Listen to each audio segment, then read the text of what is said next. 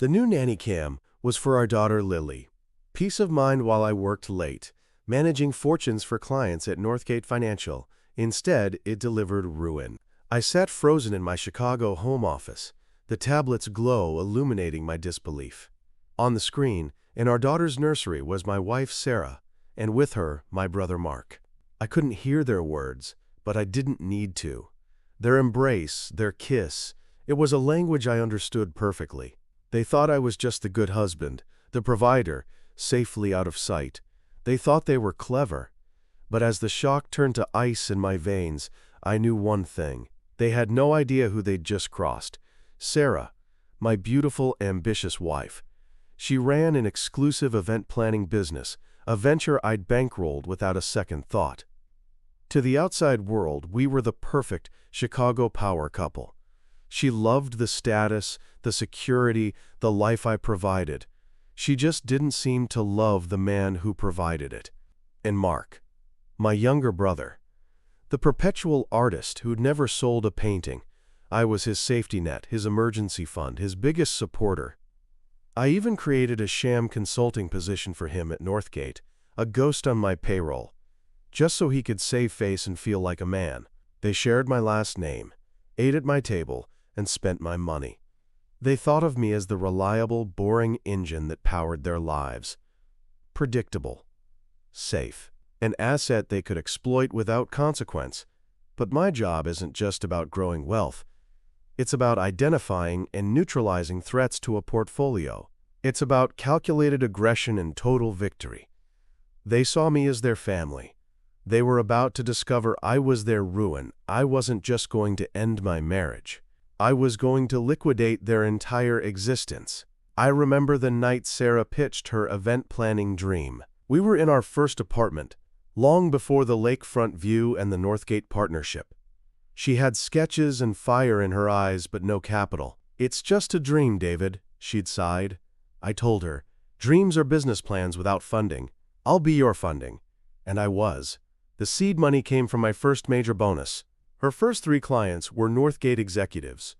I personally courted for her. I built her a stage and handed her the microphone, proud to watch my wife shine. I thought we were building an empire together. She was just building an exit strategy on my dime. And Mark, after our parents died, I was the one who picked up the pieces. He was always the free spirit, a euphemism for a parasite. I'll never forget the call from a Soho gallery owner, not to buy a painting, but to collect 3 months of back rent on Mark's studio. I paid it. I always did. That sham consulting job was a last-ditch effort to give him a shred of dignity. $100,000 a year, funneled from my own post-tax income, laundered through a shell corporation just so he could tell people he had a career. His title? Creative Market Analyst. His real job was cashing my checks and sleeping with my wife. Looking back, the signs were a constellation of red flags I refused to see. The private jokes I wasn't in on, the lingering touches I dismissed as affection, the knowing glances across the dinner table whenever I mentioned a late night at the office. They weren't looks of sympathy, they were signals. My hard work wasn't building our family's future, it was creating their illicit present. They mistook my generosity for blindness. They saw the provider, the stable workhorse, and assumed he was simple. They forgot what I do for a living. My job isn't about gentle nurturing, it's about strategic aggression. I identify vulnerabilities in the system, and I exploit them until the entire structure collapses. Sarah and Mark were my blind spot, my single most over-leveraged, underperforming asset. But an audit is coming, a full forensic liquidation of the life they built behind my back. The love I had for them was their only shield. And I just put it down. My first move wasn't rage, it was risk management. I downloaded the video file from the nursery camera, saved it to a triple encrypted drive, and then made 2 separate cloud backups. Evidence is an asset, and I was building my portfolio. Then I wiped the camera's local memory and walked out of my office, composing my face into a mask of weary normalcy. The provider was home, Sarah was in the kitchen, humming as she plated dinner. Mark was at the island, nursing one of my expensive whiskeys. They looked up as I entered, their smiles practiced and perfect. "There he is," Mark said, raising his glass. "The man of the hour." "Tough day?" Sarah asked, gliding over to kiss my cheek. Her perfume, the one I bought her in Paris, was a sickeningly sweet poison. Her lips were cold. I fought the urge to recoil. "You have no idea," I said, letting the exhaustion in my voice be my cover. We sat down to eat. The food tasted like ash. They chattered about their day, a lie-laced narrative I now saw with terrifying clarity. Sarah's difficult client was a cover for a long lunch with Mark. His artist's block was code for an afternoon spent in my bed. They exchanged a look over the wine glasses, a flicker of shared conspiracy so fast I would have missed it a day ago. Tonight, it was a searchlight. "Actually, David," Sarah began, placing her hand over mine on the table. Her touch felt like a spider. "I wanted to talk to you about something." I looked at her, my expression carefully neutral. "Oh? The mayor's charity gala. It's a huge opportunity. But my overhead for it is higher than I projected. I need another capital injection for the business. 50,000 should do it." There it was, the audacity. She wanted me to fund the very lifestyle that gave her the freedom to betray me. I saw Mark nod in my peripheral vision, a silent cosigner on her request. He was ready to spend my $50,000 too. A cold, terrifying calm washed over me. This was the moment. The point of no return. They didn't see me as a husband. They saw me as a bank. An open account with no oversight. I squeezed her hand, manufacturing a warm smile. "Of course, sweetheart. Whatever you need, your success is our success." The word "our" felt like acid on my tongue. Relief flooded her face. "Oh, thank you, David. You're the best." "Yeah, Dave," Mark chimed in, his voice slick with false gratitude. "You're a lifesaver." They thought they'd won. They thought I was the same predictable man I was yesterday. Later that night, as Sarah slept soundly beside me, the deep, untroubled sleep of the morally bankrupt, I slipped back into my office. I didn't watch the video again. I didn't need to. I pulled up the financial statements for Sarah's LLC, the one I'd established for her. I traced the seed money, the subsequent investments, every dollar flowing from my accounts into hers. Then I made a call. It wasn't to a divorce attorney. Not yet. It was to a man named Arthur Vance. Vance wasn't a lawyer. He was a forensic accountant, a bloodhound who could find a single fraudulent dollar in a mountain of transactions. "Arthur," I said, my voice low and steady, "it's David Keller. I have a job for you. A full audit, deep dive. I want to know where every single penny I've ever given my wife's company has gone. I want to see every invoice, every vendor, every receipt. I have a feeling some of her business expenses have become personal." There was a pause on the other end. "I understand," Vance said. "Consider the audit started." I hung up. Liquidation had begun. Sarah wanted 50,000? I was about to find out exactly what she'd done with the $500,000 I'd already given her. They thought I was their safety net. I was about to become the storm that sank their ship. The next morning, I was a ghost of the man I used to be, haunting my own life. I made coffee, my movements precise and automated. When Sarah came downstairs, radiant and refreshed, she wrapped her arms around my neck from behind. "Morning, handsome," she purred. "I'm so excited about the gala. With this new funding, I can finally hire that premium floral designer I told you about." I turned, forcing a smile that felt like cracking plaster. "That's great. Let's get it done right now." I pulled out my phone, opened my banking app, and initiated the $50,000 transfer to her business account. I held the screen up for her to see the confirmation. There, all set. Her eyes lit up with a greedy, triumphant glow that she mistook for gratitude. She kissed me, a quick, transactional peck. "You're the best, David. Truly." Just then, Mark ambled in, yawning. He grabbed an apple from the bowl on the counter, a bowl I'd filled, on a counter I'd paid for, in a house he was defiling. "Morning," he grunted, then looked at me. "Hey, Dave, big favor. I'm meeting with a potential buyer for one of my pieces. Can you spot me a couple hundred? Gotta look the part, you know? Take him to a nice lunch." A fictional buyer. A lunch funded by me to impress someone who didn't exist. It was perfect. "Of course, Mark. Whatever you need." I pulled 4 $50 bills from my wallet and handed them to him. He took them without a flicker of shame. They were so comfortable taking from me. They saw it as their right. I straightened my tie. "Speaking of work," I announced, "I have to fly out to the London office. A major portfolio is in flux.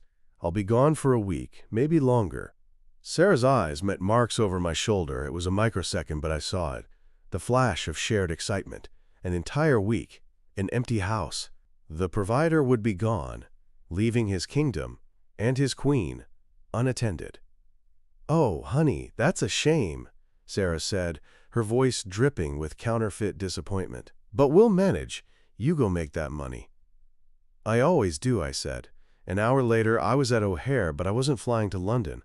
I was checking into the airport hotel. My phone buzzed. It was an email from Arthur Vance. The subject line was simply, "Preliminary." The body contained only 2 sentences. "Mr. Keller, I've been on this for less than 12 hours. The vendor invoices for quote, premium floral arrangements are being paid to a shell company that lists Mark Keller as the sole proprietor." I closed the email. It wasn't just an affair, it was a conspiracy. They weren't just betraying me, they were methodically robbing me. And I had just given them a week alone in my house, thinking they were getting away with it. They had no idea the audit had just gone live. The hotel room at O'Hare was an antiseptic box of beige and muted gray, a sterile counterpoint to the life I'd left behind. It became my war room. I set up 2 laptops on the small desk. One displayed a constant, silent feed from the nursery camera. The other was for my real work. I'd traded my bespoke suit for sweats and a t-shirt, my fine whiskey for bitter, black coffee from a styrofoam cup. I was no longer David Keller, husband and provider. I was an asset manager conducting a hostile takeover of my own life. On the Nanny cam feed, they were celebrating. They'd moved from the kitchen to my leather armchair in the study, the one I used for late-night calls to Asia. Mark was sprawled in it, feet up on my mahogany desk, while Sarah perched on the arm laughing. They were drinking my 25-year-old Macallan, the bottle I was saving for a special occasion. Their special occasion, apparently, was my absence. I turned up the volume on the laptop's microphone. "He didn't even hesitate," Sarah was saying, her voice giddy. 50 grand, just like that. He's so predictable." "The best part is, he'll be gone for a week," Mark slurred, swirling the amber liquid in his glass. "We can finally breathe, plan our next steps." "The gala is everything," she said. "Once I pull this off, my reputation will be set. We'll have enough capital to—" She leaned in and whispered something I couldn't hear. But I saw the way Mark's eyes lit up with greed. They weren't just having an affair. They were building a new life with my money as the foundation. My phone buzzed. A new email from Vance. The subject, escalation. The attached spreadsheet was a work of art. Vance had traced the $50,000 I'd just transferred. $30,000 had been immediately rerouted from Sarah's business account to the shell company owned by Mark. The memo line read, "Floral consultation retainer." The other $20,000 had gone to pay off a credit card. I did a quick search. It was a card under Mark's name. My $50,000, meant for the gala, had been laundered and pocketed in less than 3 hours. My capital injection was their getaway fund. Rage was afire, but my mind was ice. They thought I was predictable. They were right. I predictably protect my investments. I picked up the burner phone I'd bought at the airport. My first call wasn't to a friend or a lawyer. It was to Richard Monroe, the senior VP of commercial lending at the bank that held Sarah's business accounts and her substantial line of credit. I was the personal guarantor on that line, a fact that had given her instant credibility. "Richard, it's David Keller," I said, my voice calm and grave, calling from London. "Something's come up that requires your immediate discretion." "David, good to hear from you. Everything all right?" "Not entirely. I'm conducting an internal review of some personal assets, and I've uncovered some deeply concerning irregularities with my wife's company, Sarah Keller Events. A pattern of highly questionable expenditures. I can't go into detail right now, but as the guarantor on her credit line, I'm formally notifying you that I'm considering withdrawing my guarantee. I have reason to believe the business is financially compromised." There was a sharp intake of breath on the other end. Those were the magic words. Financially compromised. Withdrawing guarantee. To a banker, that's a five-alarm fire. I see," Richard stammered. "David, that's very serious. We'd have to place an immediate hold on the credit line, pending a full review." "I understand the protocol, Richard," I said coolly. "I'm not asking you to do anything yet. Just be aware, I'd hate for the bank to be exposed to any unnecessary risk. I'll be in touch." I hung up. I hadn't ordered him to do anything. I had simply planted a seed of pure panic. Richard Monroe would not risk his career on my word alone. He would freeze her credit line within the hour to cover himself. The cash I'd given her would be her last lifeline, but it wouldn't be enough to float a high-profile gala. Her vendors would demand payment up front. Her checks would bounce. Her reputation would shatter. Next, I opened a new browser window and logged into the administrative portal for the shell corporation I'd created for Mark's, quote, job. The company was called Artisan Market Solutions, LLC. It had one purpose: to receive a bi-weekly transfer from my personal investment account and pay it out as salary to its single employee, Mark Keller. I navigated to the corporate dissolution page. With a few clicks, I filed the paperwork to permanently dissolve the entity, effective immediately. There would be no next paycheck. When he called to ask where his money was, I'd be in a, quote, transatlantic meeting and promised to have my people look into the payroll glitch. His income was now zero. I leaned back, the cheap hotel chair creaking in protest. The entire operation had taken less than 15 minutes. On the laptop screen, Sarah was still laughing, swirling my whiskey in her glass. She was celebrating a victory, completely unaware that her supply lines had just been cut. Her credit was frozen. Her partner's income was gone. They were on an island, and the tide was going out, pulling all of my money with it. I watched them for another hour. The shift was subtle at first. Sarah pulled out her phone to make a call to a vendor, her expression confident. I saw her brow furrow. She tried her card again. Her posture straightened. The smile was gone, replaced by a tight line of confusion, then annoyance. She made another call, this time to the bank, her voice growing sharp and loud, though I couldn't make out the words. She gesticulated wildly at Mark, who looked on, bewildered. The first tremor had hit their perfect little world. And I, from my sterile box 5 miles away, was the silent, watching earthquake. The liquidation was not only on schedule, it was ahead of projections. The panic on Sarah's face was more satisfying than any market rally. She paced the study, her phone clamped to her ear, her voice a shrill, sharp weapon. Mark, now sobered by the crisis, stood awkwardly by the desk, a useless spectator to the collapse of their little empire. I turned the volume up. "What do you mean, a guarantor's review?" Sarah shrieked into the phone. "He's in London. He wouldn't do that without telling me. This has to be a mistake." A long pause. I could imagine the placating, corporate drone on the other end, reading from a script. Sarah's face went white.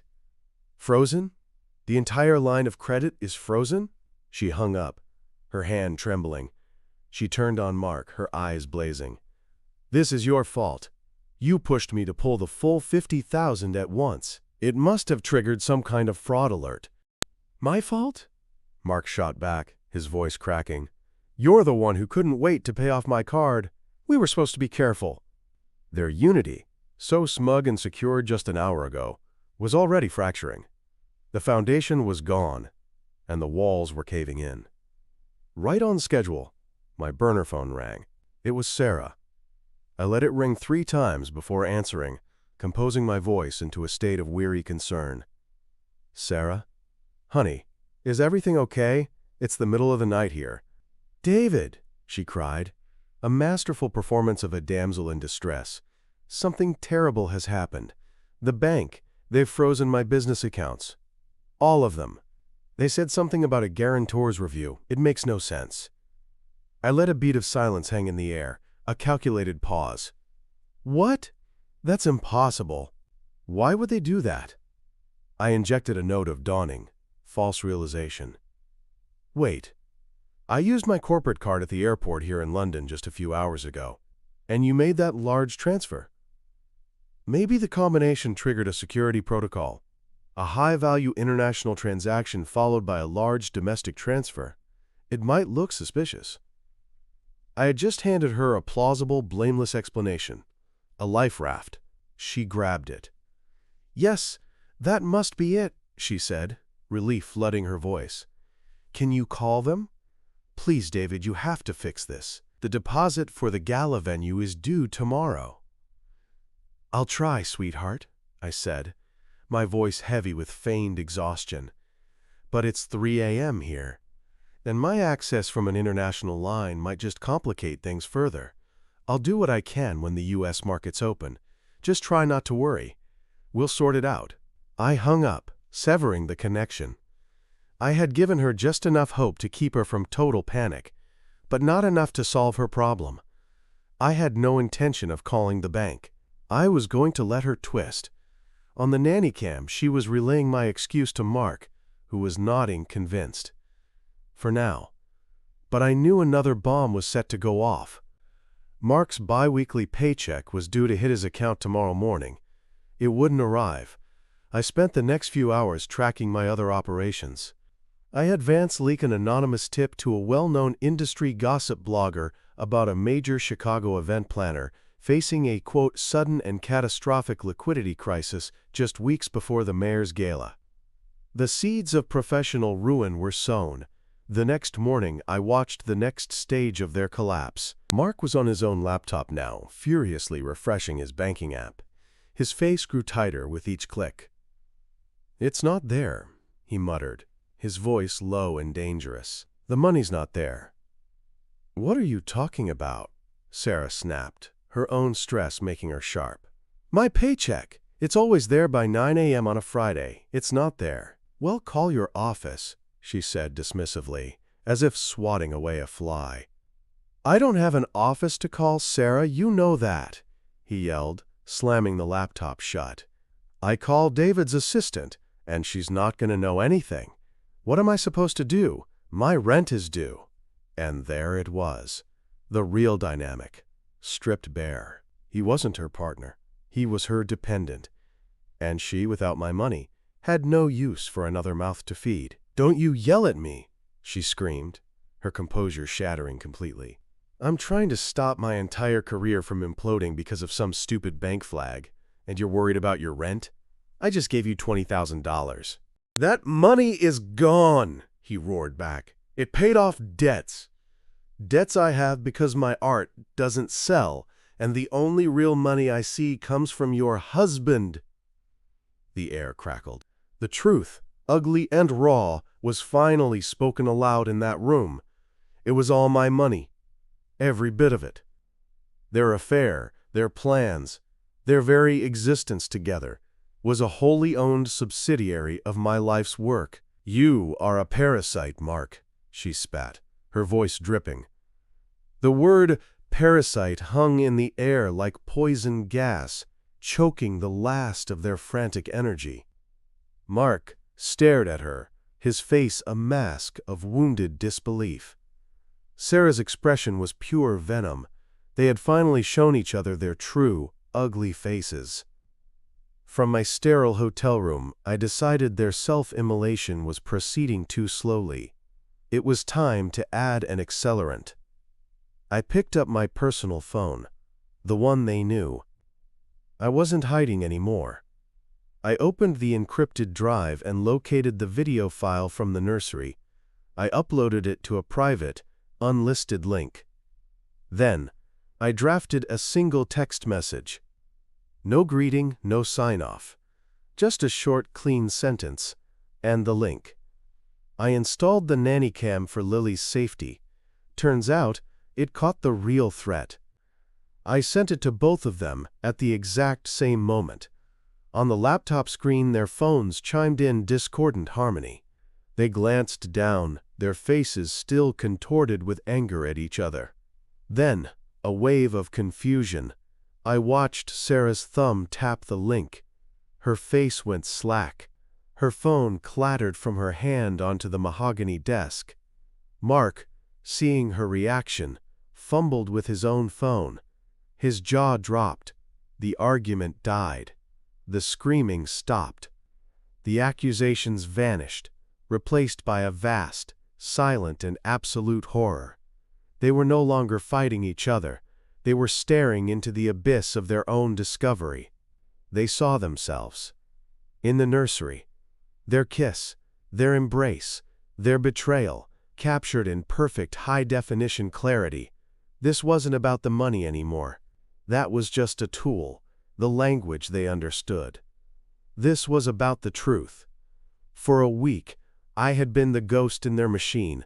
Now I was the god in it. They didn't look at each other. They couldn't. They just stared at their screens, watching themselves on a silent, damning loop. The provider they mocked, the fool they took for granted, had just become their judge. The market had corrected. This wasn't liquidation. It was justice. And as the silence in my study stretched into an eternity, my burner phone began to ring. It was my lawyer. It was time for phase 2. Now that I have the undeniable video proof of my husband and my sister, what's the very first thing you would do?